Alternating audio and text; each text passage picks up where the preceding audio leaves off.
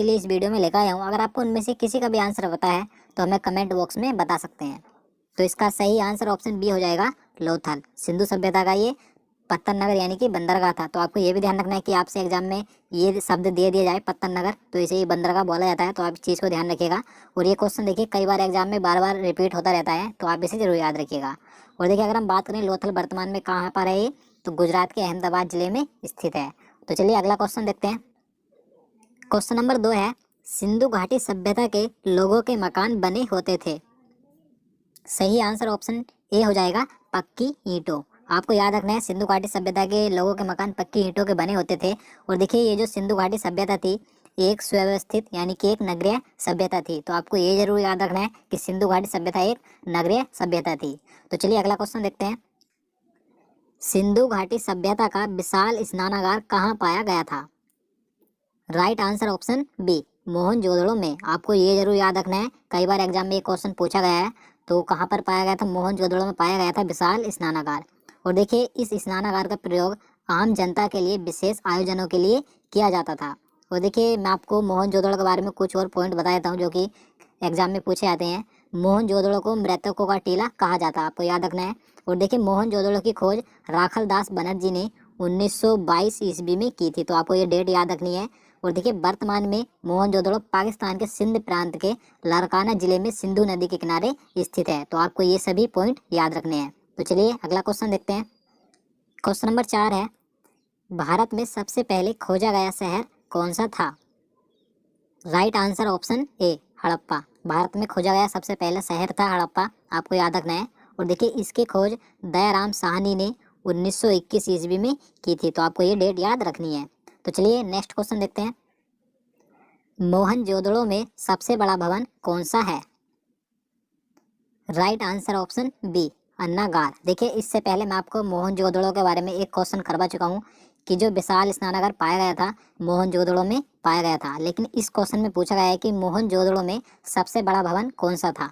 तो आपको याद रखना है अन्नागार। अन्नागार ये मोहनजोदड़ो की सबसे बड़ी इमारत थी। तो चलिए नेक्स्ट क्वेश्चन देखते हैं। क्वेश्चन नंबर 6 है, मानव द्वारा उपयोग की गई पहली धातु कौन सी थी। सही आंसर ऑप्शन सी हो जाएगा, तांबा। आप सभी को पता भी होगा, काफी आसान क्वेश्चन है ये। तो तांबा सबसे पहले उपयोग की गई धातु थी मानव के द्वारा। तो चलिए नेक्स्ट क्वेश्चन देखते हैं। वर्तमान में कालीबंगन या कालीबंगा कहाँ स्थित है।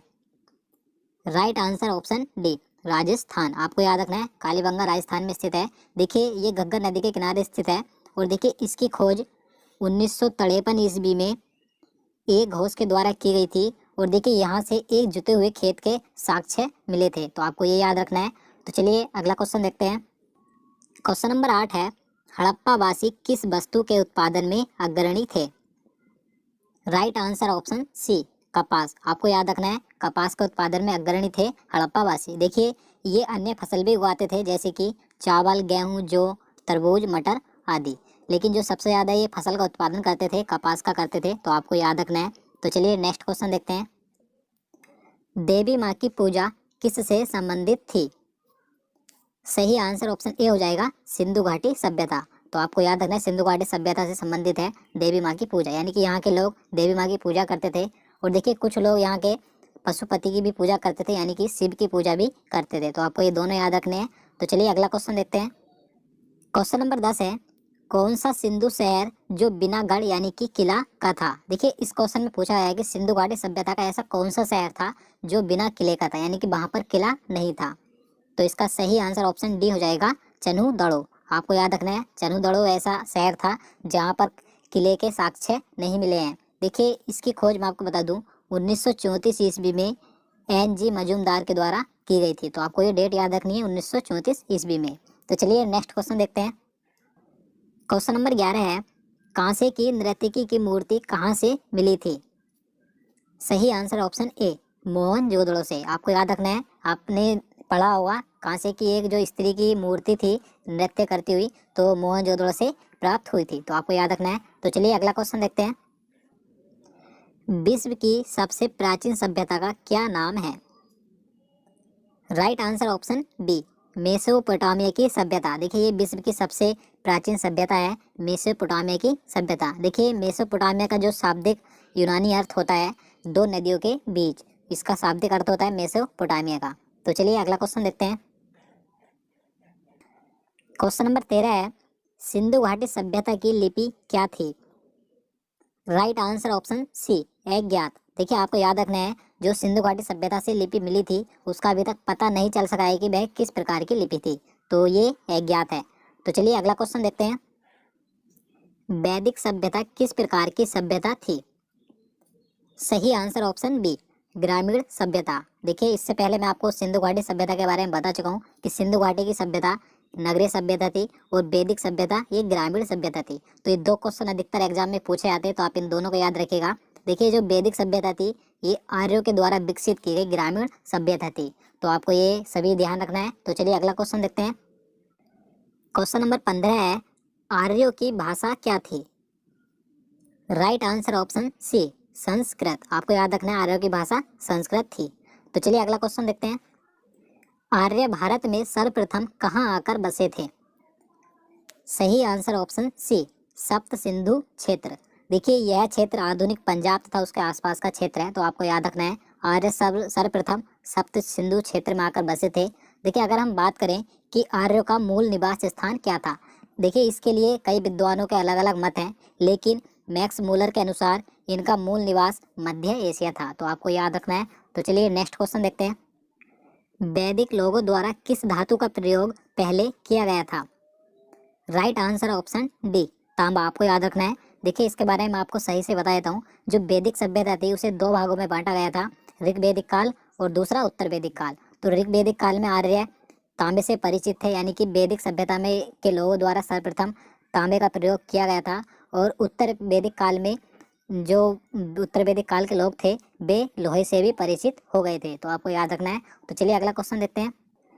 क्वेश्चन नंबर 18 है, वैदिक आर्यों का प्रमुख भोजन क्या था? राइट आंसर ऑप्शन बी, दूध और इसके उत्पाद। देखिए इनके जीवन में गाय और दूध का बहुत महत्व था। ये दूध तथा दूध में सत्तू मिलाकर पीते थे, तो आपको याद रखना है वैदिक आर्यों का प्रमुख भोजन दूध और इसके उत्पाद था। तो चलिए अगला क्वेश्चन देखते हैं। आर्य शब्द का शाब्दिक अर्थ क्या है? सही आंसर ऑप्शन बी, श्रेष्ठ या कुलीन। तो आपको याद रखना है आर्य शब्द का जो शाब्दिक अर्थ होता है श्रेष्ठ या कुलीन होता है। तो नेक्स्ट क्वेश्चन देखते हैं। क्वेश्चन नंबर 20 है, ऋग्वैदिक आर्यों का मुख्य व्यवसाय क्या था? सही आंसर ऑप्शन सी, पशुपालन। आपको याद रखना है। देखिए मैं आपको बता चुका हूँ जो वैदिक सभ्यता थी इसे दो भागों में बांटा गया था, ऋग्वैदिक काल और उत्तर वैदिक काल। तो ऋग्वैदिक काल के जो आर्य थे उनका मुख्य व्यवसाय पशुपालन था। तो चलिए अगला क्वेश्चन देखते हैं।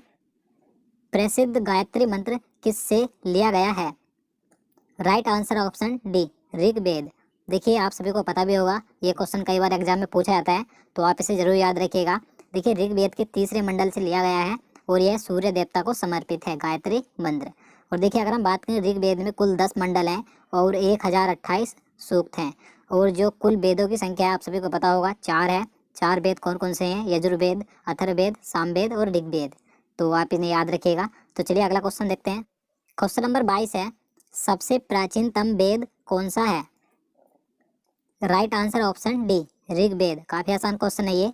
अगर हम बात करें सबसे बाद का वेद कौन सा है, तो सबसे बाद का वेद अथर्ववेद है और सबसे प्राचीनतम यानी कि सबसे पहला वेद ऋग्वेद है। तो आप इन दोनों को याद रखिएगा। तो चलिए अगला क्वेश्चन देखते हैं। पुराणों में सबसे प्राचीन एवं प्रमाणिक कौन सा पुराण है? सही आंसर ऑप्शन ए, मत्स्य पुराण। देखिए इसके बारे में आपको बता देता हूँ। देखिए भारतीय ऐतिहासिक कथाओं का क्रमबद्ध विवरण पुराणों से मिलता है, तो आप समझ गए होंगे। देखिए कुल पुराणों की संख्या 18 है, लेकिन इनमें से सिर्फ 5 ही पुराण ऐसे हैं जिनमें राजाओं की वंशावली पाई जाती है। तो चलिए अगला क्वेश्चन देखते हैं। क्वेश्चन नंबर 24 है, ऋग्वेद का कौन सा मंडल सोम देवता को समर्पित है? सही आंसर ऑप्शन ए हो जाएगा, नौवां मंडल। मैं आपको बता चुका हूँ जो ऋग्वेद में कुल मंडल हैं 10 हैं, तो इनमें से जो नौवां मंडल है ये सोम देवता को समर्पित है। तो आप इसे याद रखिए, कई बार एग्जाम में ये भी पूछा जाता है। तो चलिए अगला क्वेश्चन देखते हैं। किस वेद में बलि सूत्रों का जिक्र किया गया है? Right answer option A, Yajurveda. आपको याद रखना है बलि सूत्रों का जिक्र यजुर्वेद में किया गया है। और अगर हम बात करें यहाँ पर अथर्ववेद की, अथर्ववेद में जादू टोनों से संबंधित है ये, और जो सामवेद है ये संगीत से संबंधित है, और ऋग्वेद ये प्रारंभिक कार्यों के विस्तार से संबंधित है। तो आप इन चारों को याद रखिएगा। तो दोस्तों आज के लिए इतना ही। उम्मीद करता हूँ आपको वीडियो पसंद आया होगा। अगर आपको वीडियो अच्छा लगा हो तो प्लीज़ लाइक ज़रूर करना और चैनल को भी सब्सक्राइब करना। और दोस्तों अगर आप हमारे पहले के सभी वीडियो देखना चाहते हैं तो आप हमारे चैनल में जाकर उन सभी वीडियो को देख सकते हैं।